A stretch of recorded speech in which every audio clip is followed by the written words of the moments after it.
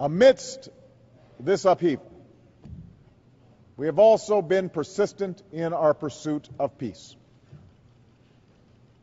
Last year, I pledged my best efforts to support the goal of two states, Israel and Palestine, living side by side in peace and security as part of a comprehensive peace between Israel and all of its neighbors. We have traveled a winding road over the last 12 months with few peaks and many valleys. But this month I am pleased that we have pursued direct negotiations between Israelis and Palestinians in Washington, Sharm el-Sheikh, and Jerusalem. Now, I recognize many are pessimistic about this process. The cynics say that Israelis and Palestinians are too distrustful of each other and too divided internally to forge lasting peace. Rejectionists on both sides will try to disrupt the process with bitter words and with bombs and with gunfire. Some say that the gaps between the parties are too big, the potential for talks to break down is too great, and that after decades of failure, peace is simply not possible. I hear those voices of skepticism. But I ask you to consider the alternative. If an agreement is not reached, Palestinians will never know the pride and dignity that comes with their own state. Israelis will never know the certainty and security that comes with sovereign and stable neighbors who are committed to coexistence. The hard realities of demography will take hold. More blood will be shed. This holy land will remain a symbol of our differences instead of our common humanity. I refuse to accept that future. And we all have a choice to make. Each of us must choose the path of peace. Of course, that responsibility begins with the parties themselves, who must answer the call of history. Earlier this month at the White House, I was struck by the words of both the Israeli and Palestinian leaders.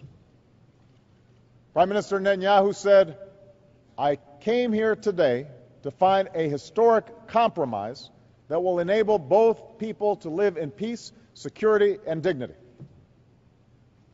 And President Abbas said, "We will spare no effort and we will work diligently and tirelessly to ensure these negotiations achieve their cause."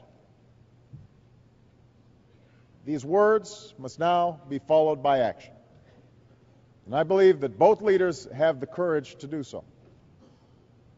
But the road that they have to travel is exceedingly difficult, which is why I call upon Israelis and Palestinians and the world to rally behind the goal that these leaders now share.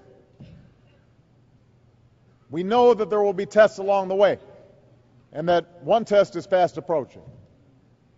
Israel's settlement moratorium has made a difference on the ground and improved the atmosphere for talks. Our position on this issue is well known. We believe that the moratorium should be extended.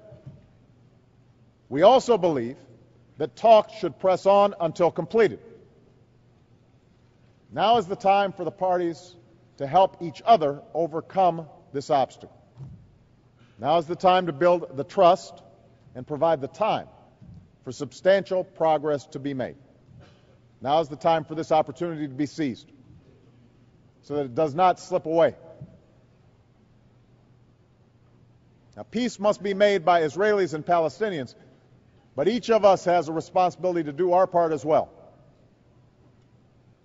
Those of us who are friends of Israel must understand that true security for the Jewish state requires an independent Palestine, one that allows the Palestinian people to live with dignity and opportunity.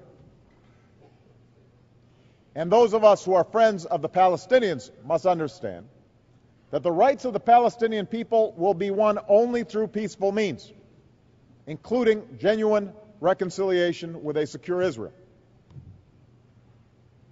I know many in this hall count themselves as friends of the Palestinians. But these pledges of friendship must now be supported by deeds.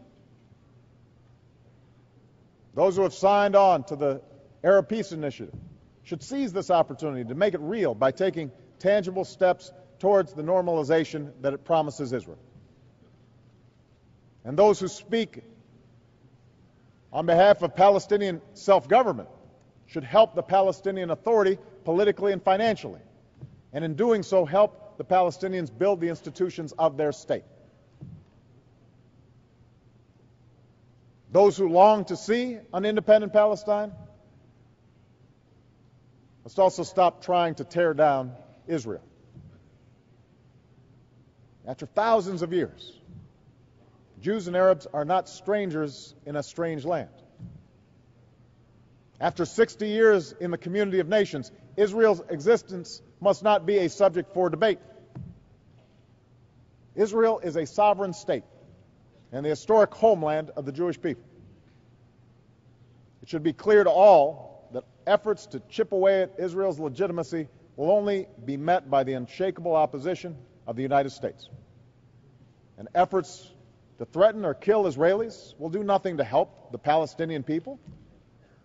The slaughter of innocent Israelis is not resistance, it's injustice. And make no mistake, the courage of a man like President Abbas, who stands up for his people in front of the world under very difficult circumstances, is far greater than those who fire rockets at innocent women and children. The conflict between Israelis and Arabs is as old as this institution. And we can come back here next year, as we have for the last 60 years, and make long speeches about it.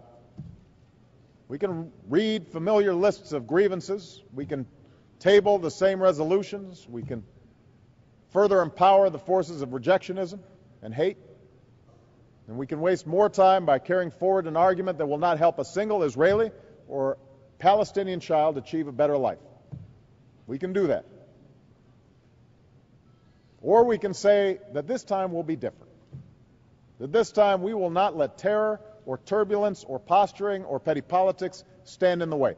This time we will think not of ourselves, but of the young girl in Gaza who wants to have no ceiling on her dreams.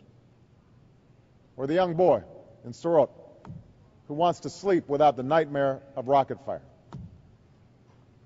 This time we should draw upon the teachings of tolerance that lie at the heart of three great religions that see Jerusalem's soil as sacred. This time we should reach for what's best within ourselves. If we do, when we come back here next year, we can have an agreement that will lead to a new member of the United Nations, an independent, sovereign state of Palestine living in peace with Israel.